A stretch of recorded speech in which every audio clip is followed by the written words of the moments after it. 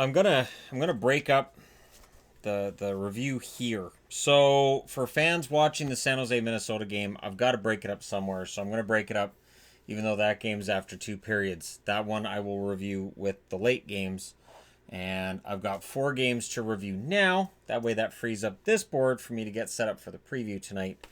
It's gonna be a busy night for me, but by doing these four games reviewed now, I'm going to miss the start of the next two games, but this is the way of doing the review splitting up so I miss the least amount of hockey as possible. All right, starting things off, Detroit and Boston. This game scared me. It did. And if you're a Bruins fan, you're going, I wasn't scared. Either you're more confident than I would be, or you're flat out not telling the truth, because Detroit had beat them twice coming into today. 900th game for Krejci, so kind of nice to see that he's hit 900 games. Early pressure by the Bruins. They get themselves a power play. Things look good, right? It's Boston. Boston at home. What could possibly happen? Helm happened. Didn't he score last game against Boston? 3 minutes and 12 seconds in, he gets the shorthanded goal, and that left me saying, what? Huh? And the Bruins looked kind of off after that goal. I know they were ahead on the shots, much like they were in Detroit, but they looked kind of off after that goal. Solid first half for Bernier. Makes 10 saves in the first 10 minutes of that period and looks really, really good. The Bruins were more than double the shots of the Red Wings throughout that period. They get a late power play, those Bruins. They don't score on it. So going into the second period, it's 1-0 Detroit. Some nerves on my side. The Bruins were buzzing around the net 2 minutes into the second period.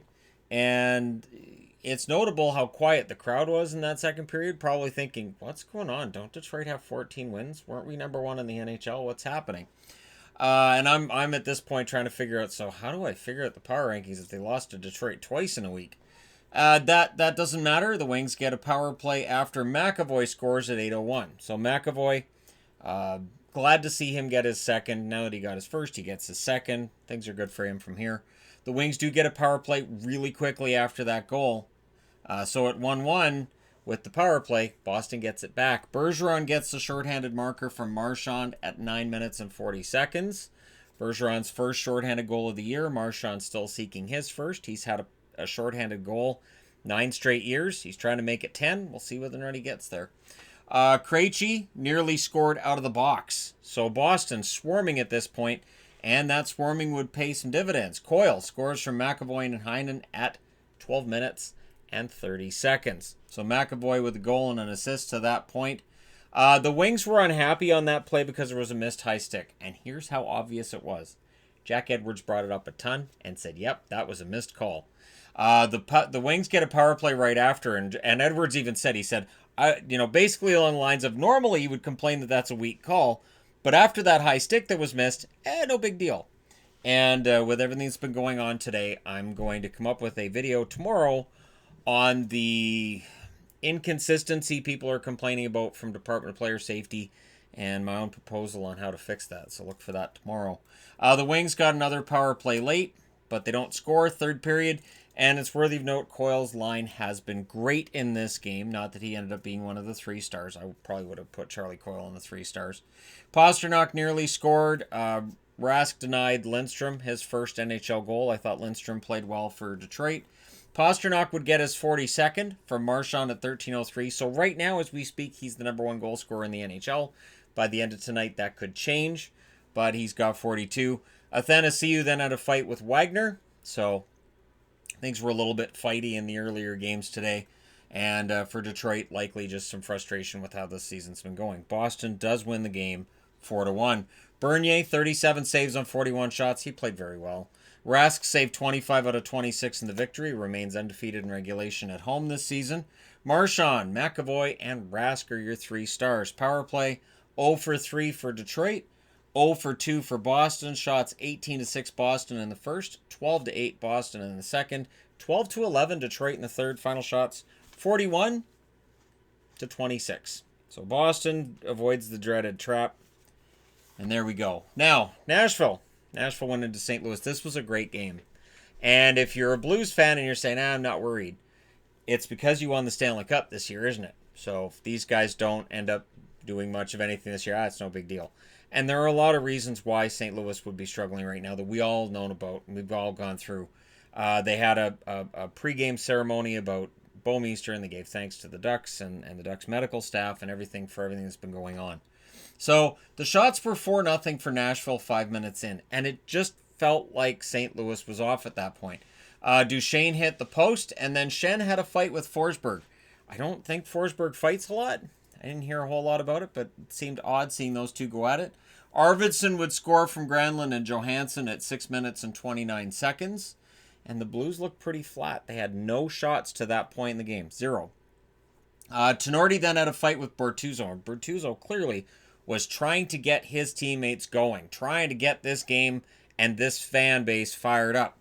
The Blues, however, only had one shot halfway through the first period. And then Duchesne would score from Forsberg and Turris at 12 minutes and 23 seconds. So that's Duchesne's first goal in a bit. We'll see if he gets going. And it's 2-0 for Nashville. There was a power play for the Blues. That doesn't score. There's a late power play for the Predators. And then just after that one had expired, the Blues take another penalty with 9.6 seconds left. So second period, Nashville doesn't score on their power play. St. Louis gets one that they don't score on either.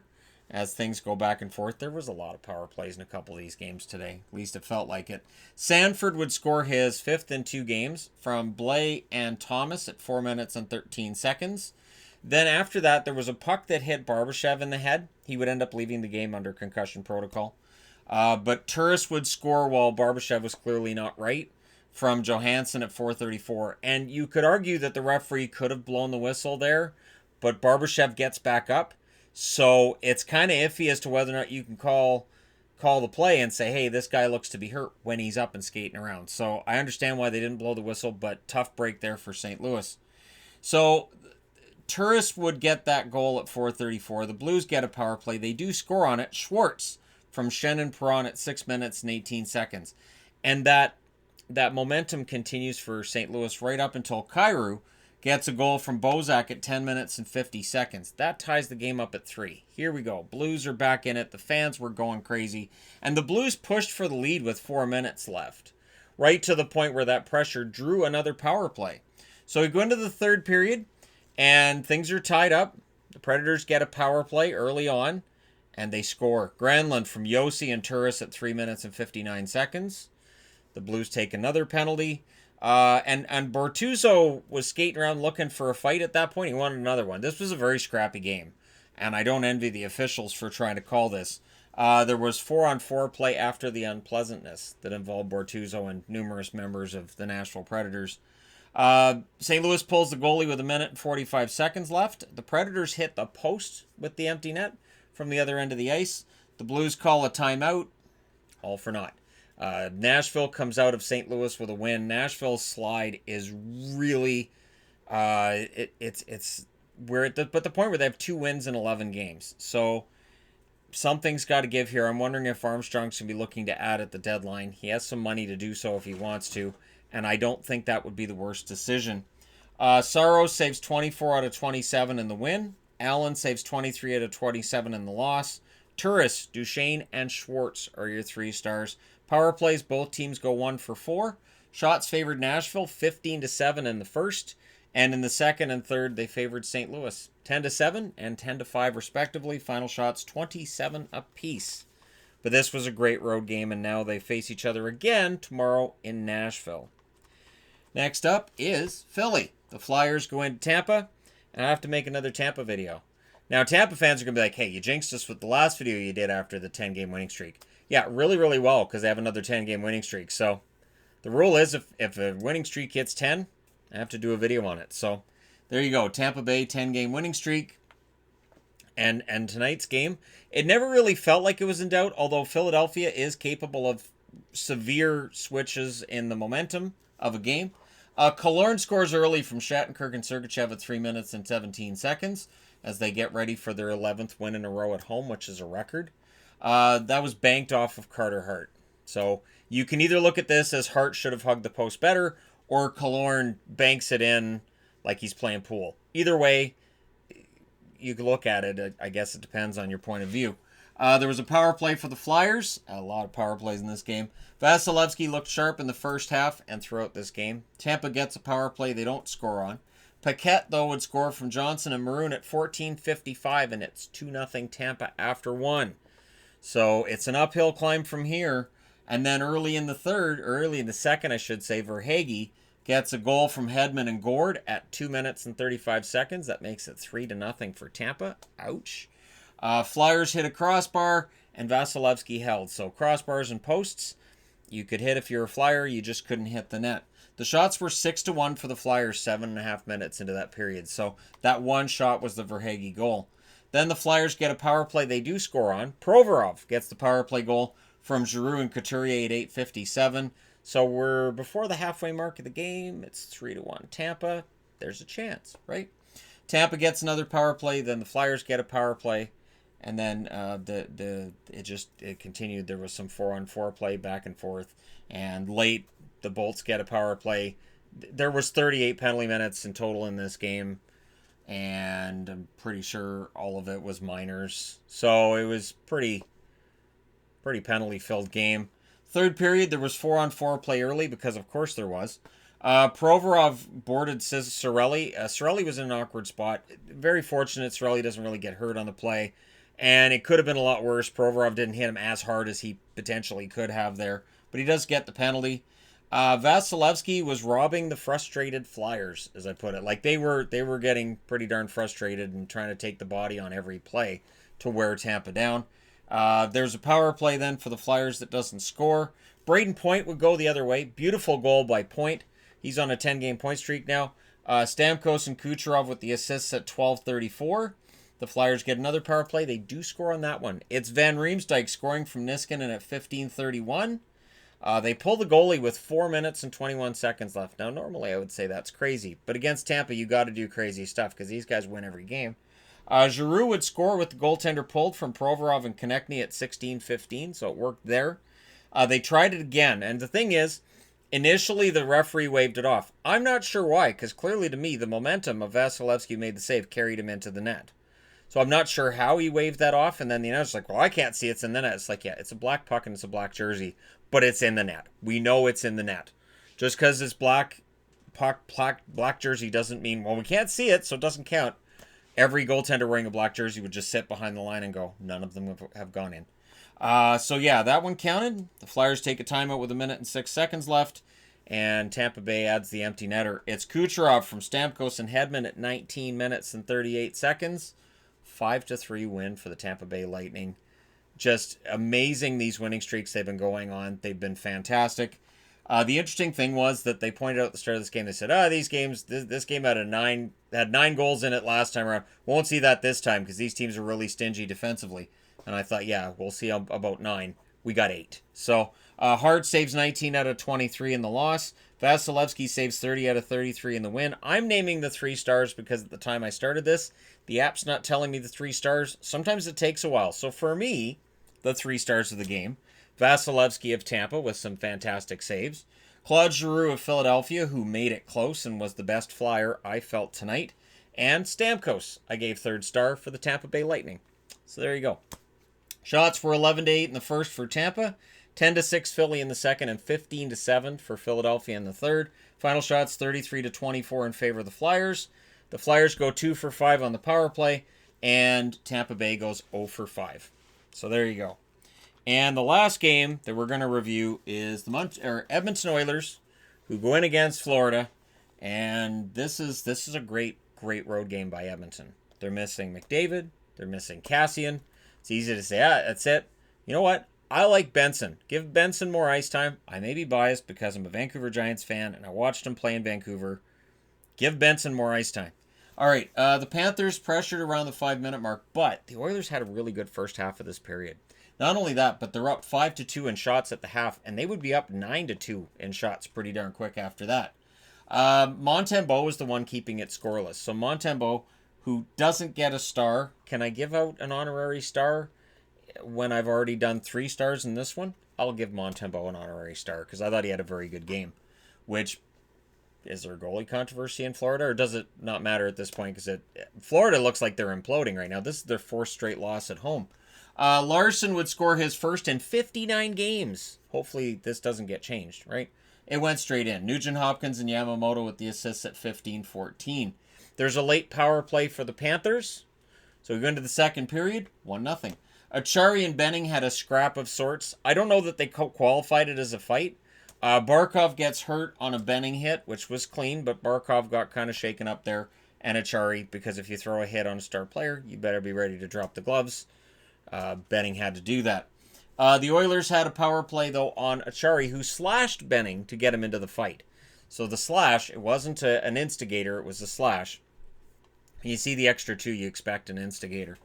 Low shot totals in the second, which means it was a really good road game for the Oilers.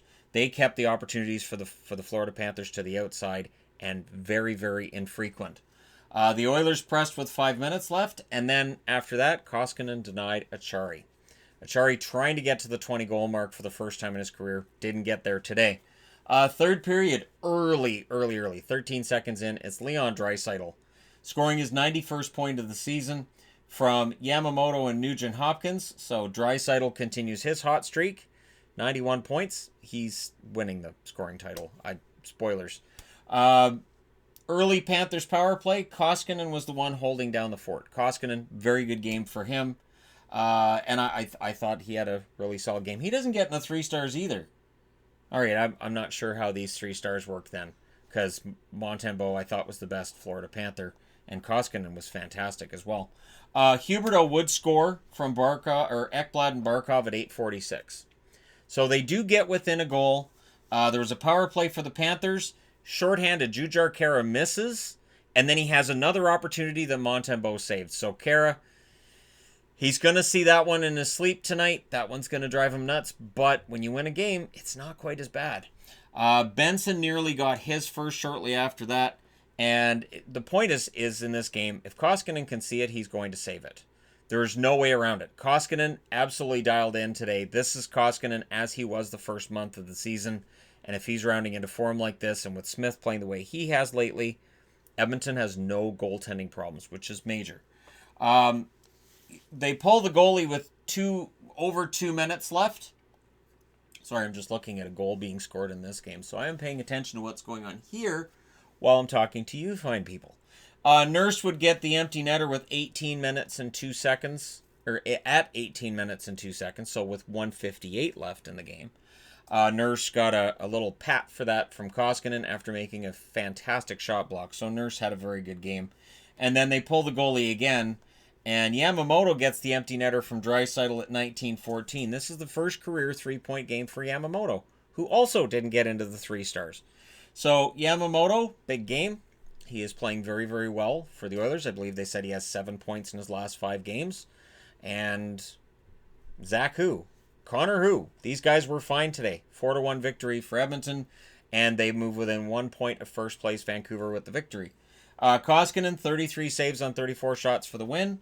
Montembeault, 25 saves on 27 shots in the loss.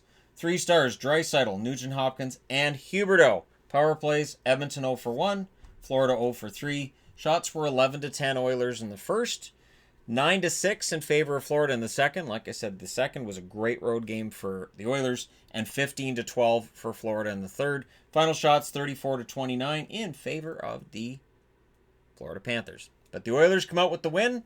Congratulations to them. We'll have 7 games to review later on.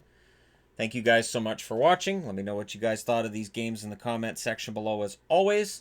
And hey, don't forget to hit like and subscribe if you're just browsing your way around the internet and happen upon this video. Thank you guys so much for all your support. I will talk to you again soon.